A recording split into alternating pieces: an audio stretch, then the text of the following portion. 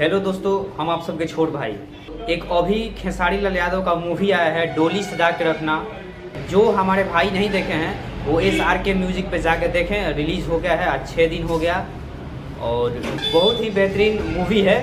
और जो लोग बोलते हैं कि भोजपुरी में अश्लील मूवी है, उसको जूता से मारिए आप लोग। और आज ये हम बताने आए हैं कि अगर खेसारी लाल यादव का मूवी आए तो खेसारी लाल यादव का ही फैन देखते हैं, और पवन सिंह का मूवी आए तो पवन सिंह के फैन ही देखते हैं। तो वैसा आप लोग मत कीजिए।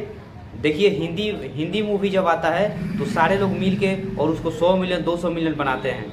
और अच्छा मूवी आया है। और खेसारी लाल यादव का जो डोली सजा के रखना, ये अश्लील नहीं है। आप घर में बैठ के सारे लोगों के साथ आप देख सकते हैं। इतना अच्छा मूवी है, पारिवारिक मूवी है। आप घर परिवार के साथ उस फिल्म को देख सकते हैं। तो आप लोग देखिए, देखना मत भूलिए, जो कि SRK म्यूज़िक पे रिलीज़ हो गया है।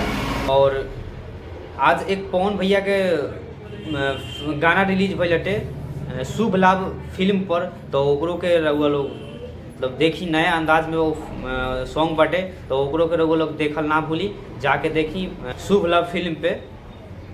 चलिए, दिल से थैंक यू।